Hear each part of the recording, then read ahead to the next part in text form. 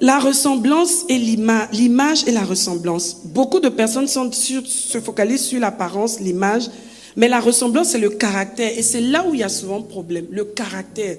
Je veux être comme toi, Seigneur, de gloire en gloire. On a chanté ça tout à l'heure. Je veux me dépouiller. Je sais qu'en moi, il y a encore des relents, il y a encore des gènes, il y a encore des choses qui ne sont pas à l'image de ce que tu es. Mais le Saint-Esprit en moi va curer, jusqu'à ce que toutes ces choses, même la dernière graine, la dernière poussière de ça va sortir au nom de Jésus. Nous devons travailler pour ça. Le Saint-Esprit est venu aussi nous emmener à voir le caractère de Christ. Quand on voit Dieu au travers de nous, quand on voit Dieu au travers de nous, quand on voit Dieu au travers de nous, amen. Des témoins authentiques de Christ dans notre caractère, au-delà de l'apparence et de nos actes. Que notre caractère reflète Dieu. Amen.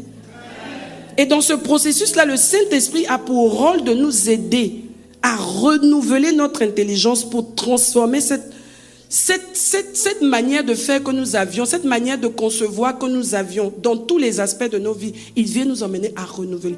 Ah, d'accord, Saint-Esprit, ok. Ah oui, c'est vrai que ça, c'est pas très... Ah, d'accord, ok, j'enlève ça. Ok, ça, je fais plus ça. Ça, d'accord. C'est ça. Le renouvellement de notre intelligence, c'est quotidiennement.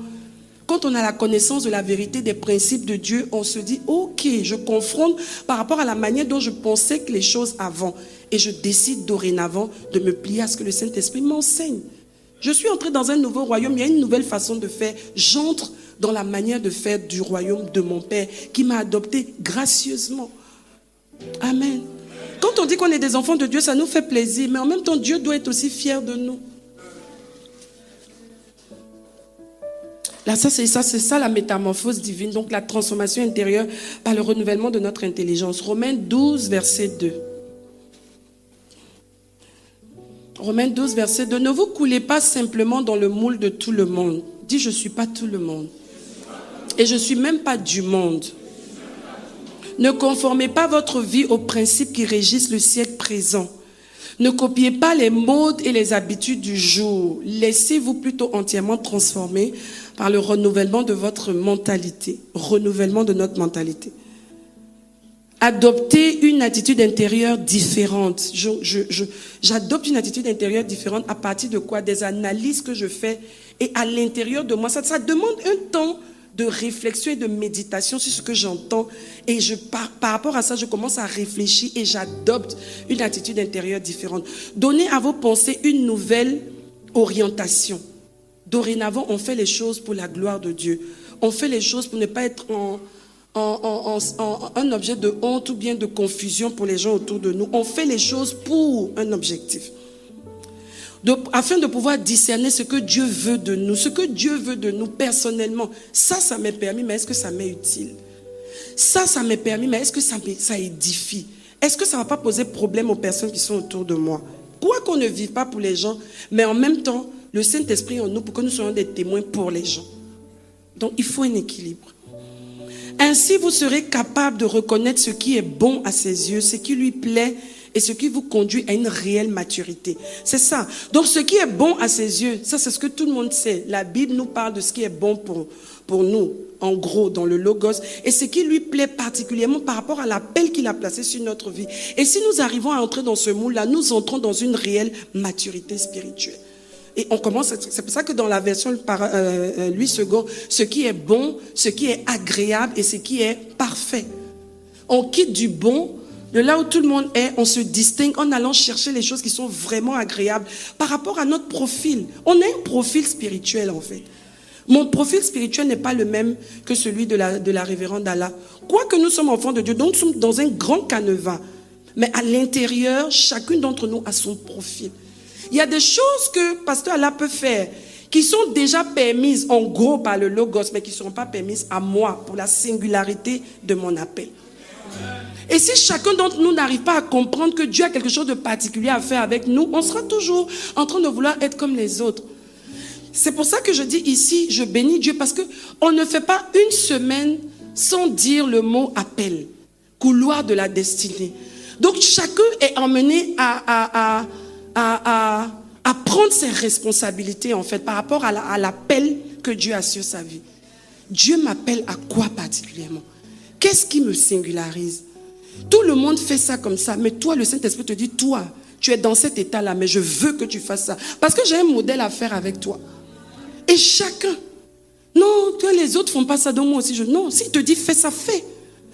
Fais ça parce qu'il y a quelqu'un peut-être qu'il est en train de préparer, qui a besoin de voir ton modèle pour savoir que c'est possible. Et pour ne pas discuter, pour ne pas commencer à se plaindre. On va le voir. Parce que souvent nous agissons mal parce que nous pensons que le mal est un bien, alors bien nous ne savons pas faire différemment. Nous imaginons des choses. Pourquoi? Parce que le diable a tellement semé des mauvaises pensées à l'intérieur de nous. Notre éducation nous a fait voir tellement de mauvaises choses qu'on finit par appeler bien ce qui est mal et pour appeler mal ce qui est bien. Quelqu'un dira, oui, mais attends, qui ne vole pas? Ici, là, qui ne ment pas? Ah si, moi je ne mens pas. Madame Wafo, tu es sûre? Oui. C'est pas dans un sens absolu ou bien alors de vouloir prouver quelque chose. Non, c'est que je me suis engagée. Et si d'aventure le mensonge venait par ma bouche, le Saint-Esprit tout de suite va me reprendre, me dit, va rattraper ça, vite. Vite. Ça vous est jamais arrivé? Puis tu appelles maintenant, tu veux le laisser, mais il insiste qu'il faut aller dire que tu as menti. Ça fait mal. Hein? Maintenant tu appelles la personne, bien tu viens, maintenant tu dis, bon, en fait, je vais bien t'expliquer l'histoire. Quel bien expliquer? Dis vrai, j'ai menti d'abord, maintenant je vais te donner la bonne version. Mais bon, tu vois, le Saint-Esprit souvent, il a compassion de toi, pourvu que tu rattrapes. Mais la prochaine fois, ça ne sera pas bien. Et comme toi-même tu es parti, tu n'as pas passé toute ta vie aussi à dire que tu as mal expliqué. Comment toi tu fais pour toujours mal expliquer les histoires? C'est ça. Donc finalement, au bout du compte, tu prends l'engagement. Si on est résolu, moi je pense que ce qui fait que beaucoup de personnes tolèrent le péché, c'est qu'on donne toujours une probabilité. Oh oui, et qui peut être sain, définitivement. Quand tu commences même par une phrase comme ça, là, tu ouvres la porte à ce que certaines choses s'installent dans ta vie définitivement aussi.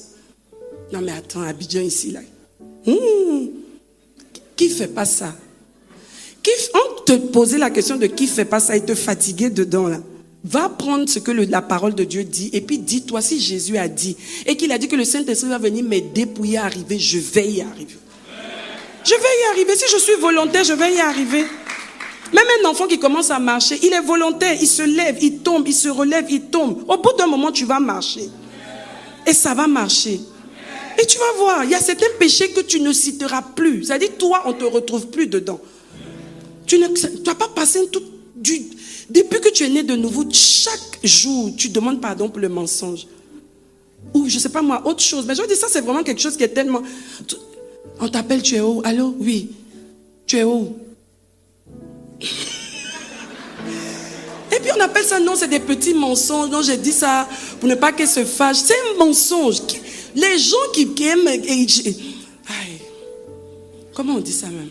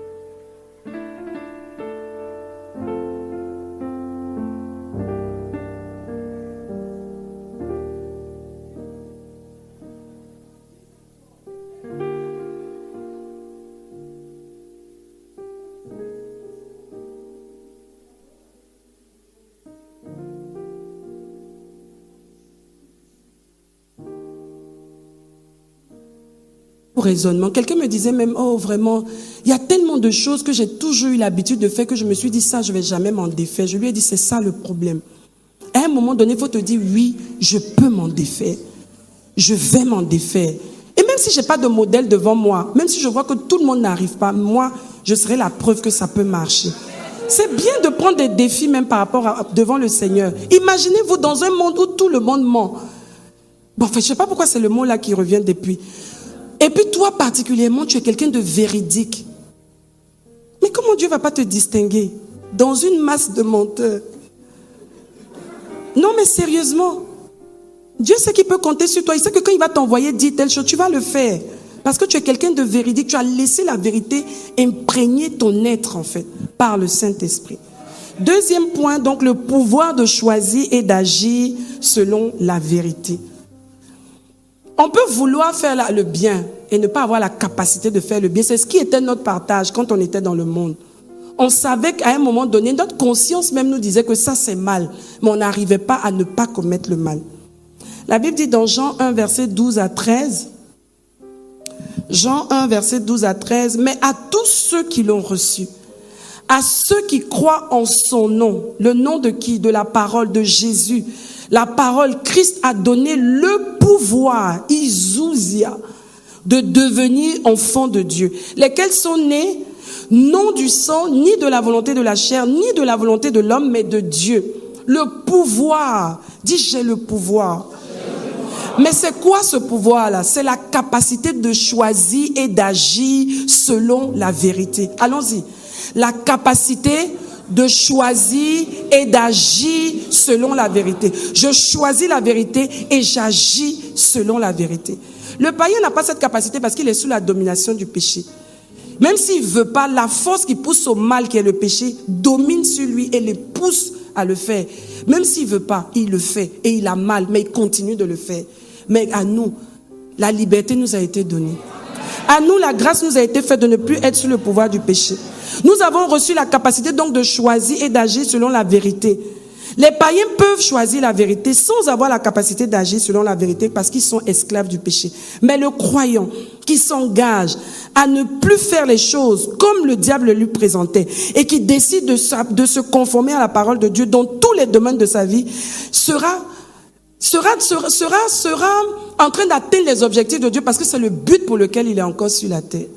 Le but de Dieu, c'est que le Saint-Esprit puisse emmener chacun d'entre nous à être une lettre ouverte de l'évangile de Christ. Que chacun puisse être une lettre, puisse être un témoin. On a dit que le Saint-Esprit venait sur nous pour que nous soyons des témoins. Le témoin, c'est quelqu'un qui peut attester, certifier que ce qu'il a vu, c'est ce qui est. J'atteste et je certifie que Christ que j'ai rencontré, il est vraiment le sauveur de l'humanité. Il est le seul qui peut te délivrer. Il est le seul qui peut te donner la paix. Il est le seul qui peut te donner la joie. Il est le seul qui peut te donner le salut, non seulement sur la terre, mais éternellement. Je deviens témoin parce que je l'ai vu dans ma vie. Je peux certifier que c'est vrai. Le Saint-Esprit m'a d'abord convaincu, je l'ai expérimenté et je peux maintenant le certifier. Le caractère d'intégrité est donc une manifestation de la puissance de Dieu pour le croyant. Oui, ce n'est pas seulement pour guérir les malades, mais pour que nous soyons intègres dans notre marche. Quelqu'un qui est intègre, c'est quelqu'un qui marche selon les voies de Dieu. Et chaque fois qu'il est en porte-à-faux avec les voies de Dieu, il est mal à l'aise. Non, il n'est pas à l'aise, il ne lèche pas ses lèvres et puis se dit non, c'est pas grave, demain on va s'en sortir. Non, il est déjà gêné et il fait tout pour que ça ne se reproduise plus jamais. Et dans ce processus-là, il commence à se bonifier. Alors le troisième point, c'est que le témoignage de la puissance du Saint-Esprit en nous devient authentique. Le témoignage de la puissance du Saint-Esprit en nous devient authentique. Philippiens 2, versets 12 à 16. 12 à 16. Philippiens 2, versets 12 à 16. Vous de même, mes frères, soyez obéissants. Vous l'avez toujours été lorsque j'étais parmi vous. Maintenant que je suis loin, continuez à suivre mes instructions. Je m'arrête ici pour dire que nous qui sommes enfants de Dieu, nous devons arrêter de faire les choses selon que le leader est là ou pas. Nous ne vivons pas pour faire plaisir à un leader. Nous vivons pour faire d'abord plaisir au Seigneur, qui nous voit même quand le leader ne nous voit pas. Sinon, la récompense que nous aurons, c'est peut-être un leader. Mais au bout du compte, le Seigneur démontrera et montrera à ce leader-là qui nous sommes véritablement. Parce que le Saint-Esprit révèle, il expose. Allons-y. Ok, il dit donc, c'est Paul qui parle, il dit maintenant que je suis loin, continuez à suivre mes instructions, menez, oh j'ai aimé cette phrase, menez à bonne fin, dans le saint respect de Dieu, le salut qui vous a été donné. Dans une autre version, on dit travaillez à votre salut. Ici, c'est mener à bonne fin, donc le salut qui vous a été donné. Permettez que le salut puisse aller jusqu'à son achèvement total, dans la métamorphose qu'il doit apporter et dans tout ce que le royaume doit gagner au travers de ce que le Saint-Esprit aura fait en chacun d'entre nous. Traduisez-le en actes. Soyons renouvelés au point où nos actions même témoignent et parlent de l'authenticité de ce que nous avons reçu par le Saint-Esprit. Amen. Vous n'êtes pas seul. Dis, je ne suis pas seul. Mais est-ce que tu sais vraiment que tu n'es pas seul? Un enfant de Dieu qui dit qu'il est seul, non, je me sens seul, c'est déjà un problème. Il y a un problème dans ton âme. Non, moi je me sens seul, vraiment je n'ai personne. Quand tu dis ça déjà, c'est la preuve qu'il y a un travail que le Saint-Esprit doit faire. Tu n'es pas seul. Le Saint-Esprit est en nous. Nous ne sommes pas seuls. Allons-y. Dieu lui-même œuvre en nous, en vous. Sa bienveillance suscite en vous à la fois la volonté et l'action, afin que ces desseins pleins d'amour se réalisent. Amen. Faites tout sans murmure ni plainte. Généralement, les gens qui murmurent beaucoup et qui se plaignent, c'est des gens qui ne sont pas convaincus. Quand on est convaincu, on fonce, on ne perd plus le temps sur les détails. Ne soyez pas de perpétuels mécontents ou hésitants. Mettez-vous en garde contre un esprit de contestation et de doute. Laissons tout ça. Laissons le Saint-Esprit nous convaincre. Et si nous sommes convaincus, fonçons. Alors personne ne saura vous trouver en faute. Vous pourrez vous présenter en homme irréprochable, net de toute fausseté, c'est possible. En authentique enfant de Dieu au sein d'une humanité dégénérée et corrompue. Et en cette époque perverse et dépravée, vous brillez comme des foyers de lumière. Dans la version Louis II, c'est comme des flambeaux qui sont allumés et qui garantissent encore la présence de Dieu sur terre. Comme des lumières au milieu d'un monde enténébré. Vous êtes porteurs de la parole de vie. Oui, cette parole-là, elle est parole de vie parce qu'elle a travaillé en nous, parce qu'elle est vivante en fait, elle n'est pas morte, elle produit des fruits. Présentez-la au monde et lorsque viendra le jour du Christ, j'aurai un sujet de fierté et de joie. Vous serez mon titre de gloire, la preuve que je n'ai pas couru à l'aventure ni peiné en vain. Que tous les serviteurs de Dieu, tout ce que les hommes de Dieu font comme travail pour nous, puissent porter du fruit et que ce ne soit pas une veine, mais qu'au bout du bout, on réalise qu'il y a eu quelque chose de beau et un fruit extraordinaire qui est sorti de toutes ces œuvres-là au nom de Jésus.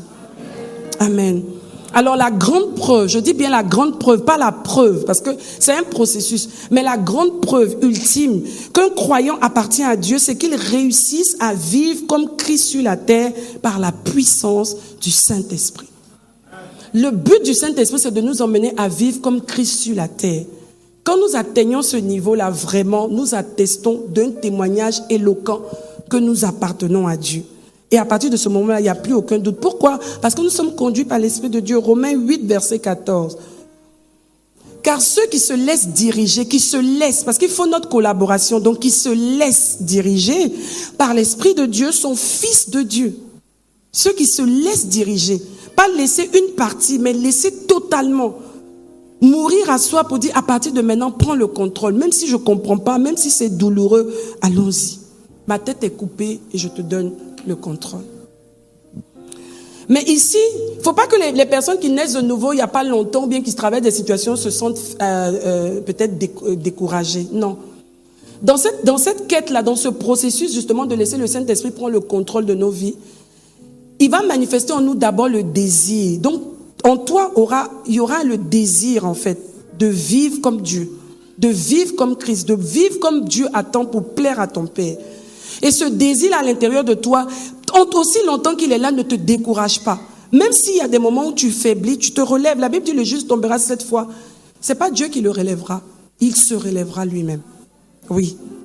Mais il ne va pas passer tout son temps aussi à tomber. À un moment donné, il se relève 1 fois, 2 fois, 3 fois. Lui-même se rend compte que ça devient quand même délicat d'être toujours à terre et il se relève définitivement.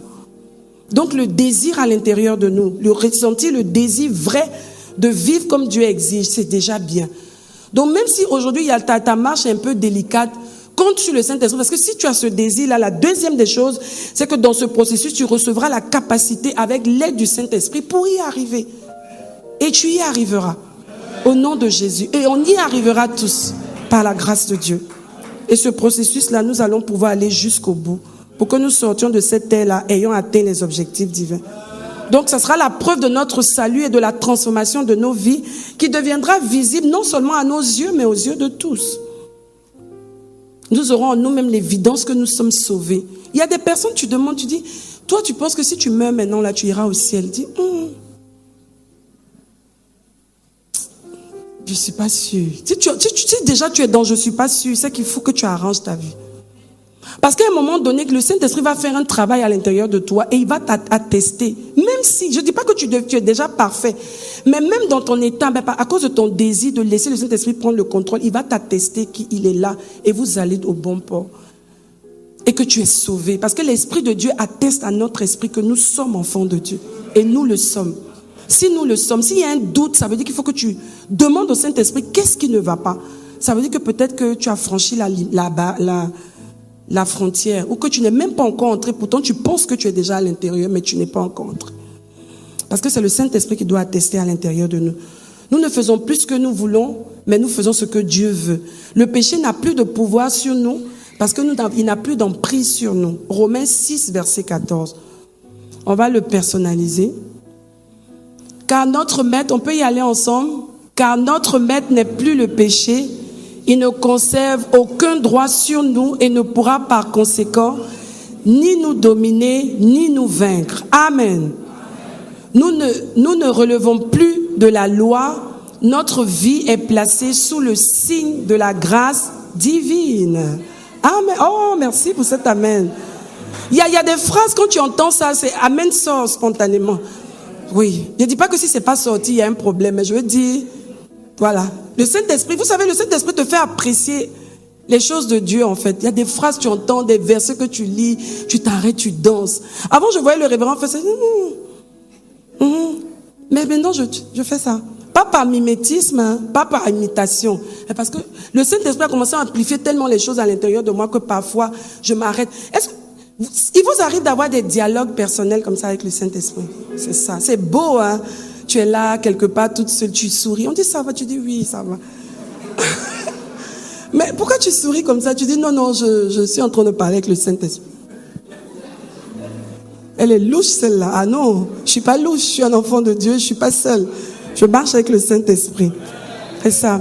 Nous savons clairement donc que nous n'appartenons plus à Satan. Et au lieu donc de chercher les choses que le diable nous présente, du tout, nous allons nous concentrer sur le fait que nous devons poursuivre le caractère de Dieu.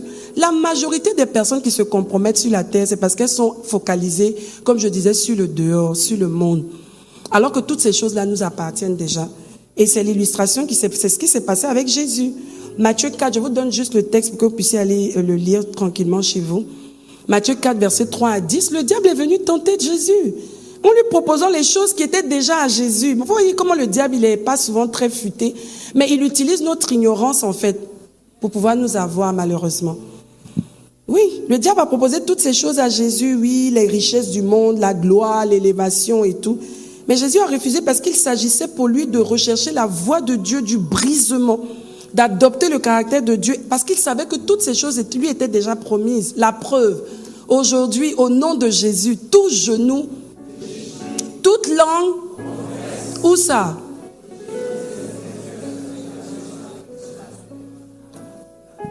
Est-ce qu'il n'a pas tout eu? Qui peut se comparer à Jésus? Ce que le diable même voulait lui donner, là, ça n'allait même pas être tout, ça allait être passager. Ça n'allait même pas rester longtemps. Parce que tout ce que le monde nous propose est passager. La Bible dit dans 1 Jean 2, versets 15 à 17. N'aimez pas le monde. Allons dans cette version. N'aimez pas le monde, ni ce qui se fait. Pardon. N'aimez pas le monde, ni rien de ce qui se fait. Ce qui fait partie du monde, pardon. Si quelqu'un aime le monde, l'amour pour le Père n'a pas de place dans son cœur. C'est-à-dire que si quelqu'un aime le monde, l'amour pour le Père va tellement diminuer qu'à un moment, ça va disparaître. Parce que l'amour du monde va prendre plus de place. Il cherche toujours à prendre beaucoup de place. Dès qu'on lui donne un peu de place, il prend toute la place. Donc, il vaut mieux ne même pas lui donner de place. Sinon, cette personne-là ne pourra plus avoir l'amour du Père dans son cœur. Allons-y. En effet, tout ce qui fait partie du monde, donc les mauvais désirs de l'homme livré à lui-même, la soif de voir et de posséder, ce qui attire nos yeux, ainsi que l'orgueil inspiré par la richesse et la puissance, tout cela ne vient pas du Père, mais du monde et du diable qui est derrière. Or, le monde, avec ses attraits, est voué à la disparition. Tout ça va disparaître. La preuve, même si ça ne disparaît pas devant toi, tu vas laisser ça pour partir. Tout ce que les hommes convoitent passera, mais celui qui accomplit la volonté de Dieu demeure éternellement. Amen. Amen.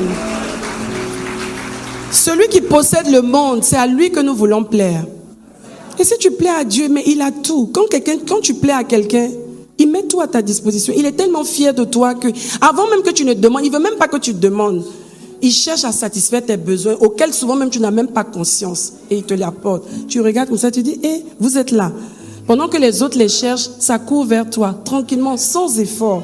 Pourquoi? Parce que quand Dieu approuve les voies d'un homme, il dispose favorablement à son égard, même ses ennemis. Donc si Dieu peut disposer à ton égard, c'est tes ennemis. Imagine donc ce que Dieu peut faire. Dans Proverbe 16, verset 7, il y a une faveur sur la vie de ceux qui plaisent à Dieu, qui marchent dans l'intégrité, dans ses voies. Alléluia. Merci Seigneur. Ce matin, nous allons prier. Nous allons dire, Seigneur, vraiment, au-delà de tout, nous bénissons ton nom pour le Saint-Esprit, mais nous ne voulons pas juste le cantonner à ce rôle-là, d'une puissance que nous avons reçue, dont nous sommes revêtus pour annoncer l'évangile, pour faire des miracles, mais nous voulons que cette puissance à l'intérieur de nous travaille d'abord en tant qu'une puissance de changement de caractère total au nom suprême de Jésus, pour que nous-mêmes, nous ayons le témoignage de l'œuvre du Saint-Esprit